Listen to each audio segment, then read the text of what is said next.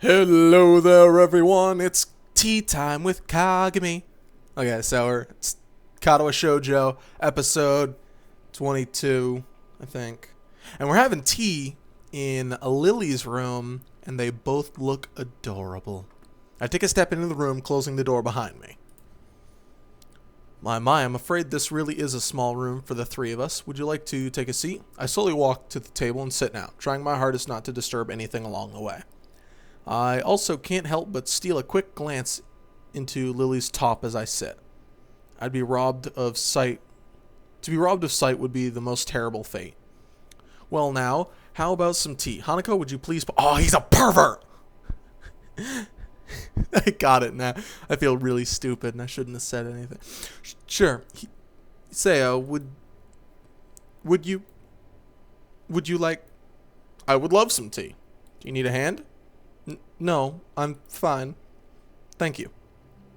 Lily finds it difficult to resist a smile at her companion's nervousness, something I can't really blame her for. Been a tiring day? Yeah. I relax at my place opposite of the cabinet. To my left is a blue-clad Lily, and to my right sits a pink Hanako.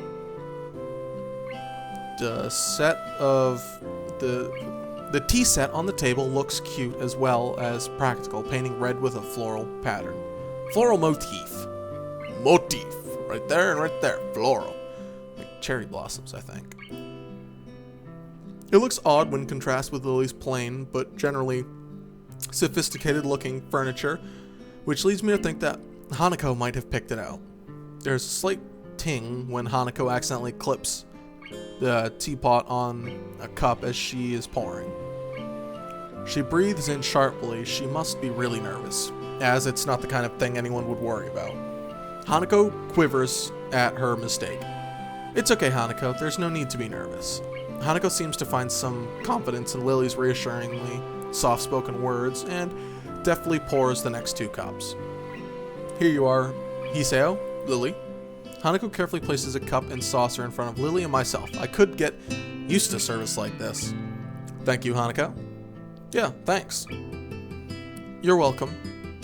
Lily searches for her cup and upon finding it, sips delicately. I do the same. The tea tastes somewhat better than the tea we usually have at school. This is nice. It's so different than any tea I've had before. Looks like you picked the right one, Hanako. You've done well, even if it was a bold move. Hanako's smile returns redoubled. Even with her brightened face, her shy smile couldn't be called anything but cute. I'm glad you like it. Hanako, finally beginning to relax, sips from her tea. Something about this makes me think about Lily's question at breakfast. Why am I friends with Hanako? Lily seems genuinely concerned for Hanako's well-being, but it's not like I can do anything to help her. As far as I can tell, her scars don't hold her back physically, and everyone I've met seems to have overcome their disabilities to some extent. I don't have any ulterior motives to hang out with Hanako, but we just share similar interests. Isn't that enough? So, Hiseo, are you enjoying yourself? Lily's words break me out of my reverie, and I take a second to consider where I am. In a room with two girls in their bedclothes. This is something to be enjoyed. Pervert Hiseo. Oh yeah. Yeah, it's relaxing. Almost like I'm not in the school anymore. Do you do this often? Quite often, but not as often as we take tea in the school building. Considering that they do that nearly every day, that's not a big surprise. As I move to take another sip from my teacup, I find it sadly empty. That was delicious. Thank you, Hanako. Lily. You're welcome. Yes, you're most welcome, Hiseo. It's nice to have a third person here. Well, anytime you need someone to fill that position, I'm always available. Always. One must be sure to get one's point across in these circumstances. Lily lets loose a yawn, which seems unsuccessfully hid by her hand. Pardon me, I think I'm a little tired. I think we're all a little tired. My, how astute we are tonight, Hanako. We really should head to bed. We all have class tomorrow. Yeah, I should go. Thank you for your presence, Hiseo. Thanks. You'll come again? Not even a whole army could stop me. That's the big spoiler at the end. A whole army does try to stop you. I'm impressed by your determination, Hiseo. Either way, you're right. We'd best get going. I stand up to make for the door. Hanako gingerly stands up behind me. I stop and face her. Are you coming with me? Hanako instantly blossoms into full blush. No, this room isn't as adorable. It's okay. I was only joking. Oh, okay. Good night. Good night, Hanako. Good night, Hiseo. Night all. And with that, our tea party finishes. Still not sure what it is that Lily wants me to do for Hanako, but I don't want to let her down. I wait until the door closes behind us before turning to Hanako. Hey Hanako, you know, you don't have to be so nervous around me or anything. I mean, we're friends, right? Right, we're friends. If you ever want to hang out or anything, just let me know. We still need to have that chess rematch, remember? Sure. But I don't think you'll win. It wouldn't be any fun if it was easy. Hanako seems to give a muted laugh, but she could have just as easily been exhaling. Good night, Hiseo. With that, Hanako quickly retreats into her room, located next to Lily's. I start to walk back to my dorm, but the simple act of walking seems to drain me of my energy. I barely make it to my room before I am hit by a wave of exhaustion. I kick off my shoes, fall into my bed, and fall asleep by the time that my head hits the pillow. Oh man, I would love to actually be able to fall asleep like that. I have serious insomnia, so I can't fall asleep like that. By the way, we hit another checkpoint. See that little heart thingy? I pull my door closed, ready for another day of classes. No! No, it's Kenji. Sleep well?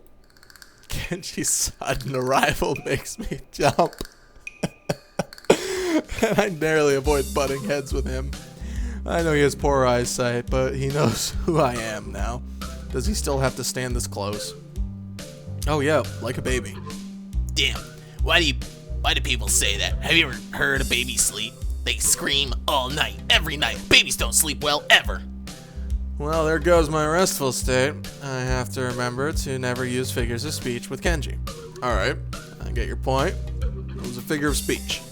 Yeah, sure, whatever. Where were you last night? I had a favor to ask you, but you weren't around. For a split second, I considered telling Kenji the truth, and I was spending time with Hanako and Lily. Thankfully, that split second passed as soon as it came. I was just out, checking out the local area and stuff. You know, recon. Good, man, good. I knew you were the type to plan ahead. And then what's this favor you wanted?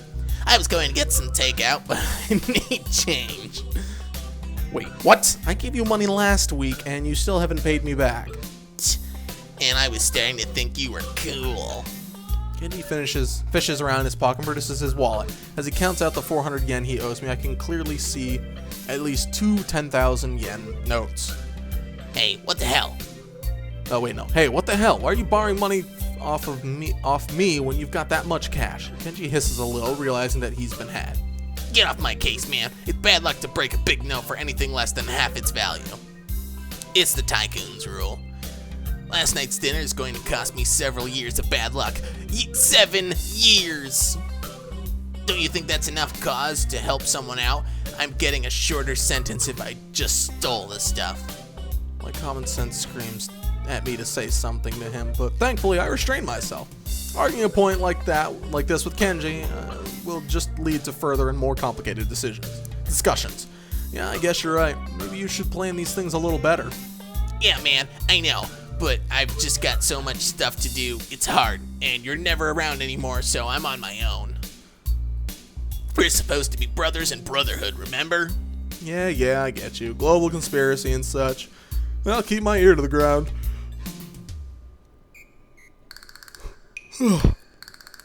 Kenji draws close enough for me to get a clear whiff of the garlic-tainted breath. You'd better, man. You're already spending less time here. That's the first thing they do. They'll try to split us up, divide and conquer. Sun Tzu said that. Roger that. Now we gotta get going. I've got classes. You coming? Nah, I'm tired. I stayed up all night just to make sure nothing was going to happen after splitting that note. As rational as ever, I see. Whatever. Night. No, it's morning. Actually, I can't say that. I work nights, so morning is my night. Kenji scurries back from his room, and I hear him throwing his locks as I walk down the hallway. That is why some people can't roll their tongues, or why their second toe is longer than their big toe. Muto beams a half-moon smile at us, obviously proud of his explanation of recessive genes. However, no matter how impressed he is at the science that defines who we are, the classroom seems to be reduced to a stupor. Why is that a bad explanation can make even the most interesting things seem worthless? I can see Muto deflate as he realizes that nothing he said in the past half hour has sunk in. Whispered conversations start to break the silence, and like an avalanche, the noise level of the class starts to rise. Defeated, Muto identifies some questions from the textbook and sets to clearing off the blackboard. Almost as if expected, Hanako packs up her things and leaves as soon as people start talking and laughing among themselves.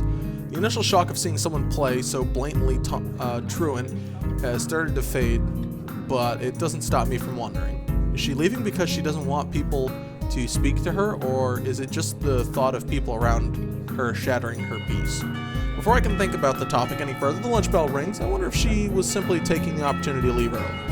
The usual clamor of students exchanging books for lunch reverberates around the room, and while Misha is distracted, I grab my lunch and head out the door. Lily is already sitting in the tea room, setting out her lunch alone. So Hanako's not here then? Oh, Hiseo, how are you? I haven't met Hanako since this morning, I'm afraid. That's right, Hanako and Lily live next to each other. Somehow I think their morning conversations are slightly more grounded than Kenji's rambling. That's strange, she left class early, so I figured that she'd come here. So she's still leaving class early? Huh? Yeah, I've seen her do it a few times. Lily drops her head a little, and her tone of voice is notably depressed. It's very reminiscent of someone who used to be hearing bad news. I was so sure that she'd stop doing that once you two became friends. Everyone has their own pace, I suppose. Well, I was wondering about just that today. What exactly does she leave? I'm not entirely sure myself. Personally, I think it's because she doesn't want to be put in a situation where she has to answer someone. I have a flashback of my first meeting with her when I thought she looked like a cornered animal. Maybe I wasn't far from the truth. But she seems fine when talking to you and with me a bit. That's a little more complex than that. I imagine the first thing most people ask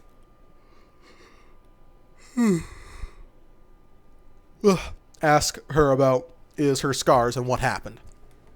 She rarely talks about it with me, but I can tell that she doesn't like to remember whatever happened back then. Leaving class and running away from discussions is her preemptive strike, if you will. Huh. So then how does that explain her talking to me? You said it yourself yesterday at breakfast. You tried to ignore her scars, but once she saw that you weren't going to ask about that, she opened herself up to you. I guess you're right. Maybe, I don't know. You know her better than I, so I'll take your word for it. I wouldn't worry about that. I'm sure you'll come to know her as well as I do soon enough.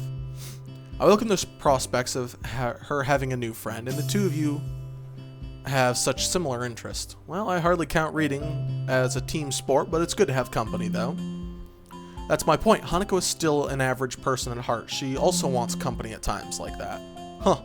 I see, I think. To be honest, both of you still confuse me a little. That's only natural, Hiseo. We've only known each other for a little while. It's unreasonable to expect you to understand us, just as we can't understand you. But then but that is half the fun of becoming friends, right? Yes it is. Although I suppose there is the matter of us being opposite genders, men and women do seem to confuse each other quite often. She says with a little giggle, finding amusement in the odd little detail of life. I hope you don't mind, but I'm going to start eating. No, go ahead. I think I'll eat something too. I've got some books I want to drop back at the library before classes start, so I'd better get on a move. You'll probably find Hanako there as well. If you do see her, can you tell her to stop by my room later tonight? I'd like to talk to her. You're not coming? Unfortunately, I have a class representatives meeting later, so I'll be gone as soon as I finish my lunch. Okay then. If I don't see her in the library, then I'll tell her in class. I'm sure she'll be back after lunch. We fall silent as we start to eat, and then I take a second to reflect on our conversation. I've always thought that Hanako's shyness was simply due to her being self-conscious of her scars, but that's a pretty superficial way of looking at her. just when I thought I was able to see through the fog of Lily and Hanako, I realized that I'm more lost than when I started. Lily quickly finishes her lunch, accurately aware of her meeting. I don't blame her. Shizune is most likely going to be there, and I doubt she wants to give her satisfaction of another argument. I must be off, Lily. No, I must be off. Same time tomorrow? Same time, same channel? I'd better head off too. I don't want to risk being late. Lily simply smiles gently, picks up her cane, and walks out to the hall. That face! I turn my back on Lily as we head in opposite directions. For some reason, I find myself hoping she doesn't get into another fight with Shizune. As much as I like Lily, Shizune and Misha have been pretty instrumental in helping me adjust, even if half our conversations are thinly veiled recruitment attempts. Then again, I barely know either of them. Maybe they were previous leaders of some kind of secret society, but their love for each other drove them apart. Man, I need to stop reading cheap fiction. It's rotting my brain. Either that or I've got to move away from Kenji and this bad influence. It's sad to say. It's sad that I can't tell the two apart anymore. I slide my books down to return chute and crash into the door with a pleasant thud. And with the library now approach, this is where we shall end this episode of Katawa Shoujo. I hope you enjoyed, and as always, have a fantastic evening. Like, favorite, comment, subscribe, share, and I will see you all in the next episode of whatever I make. Have a fantastic evening. Bye.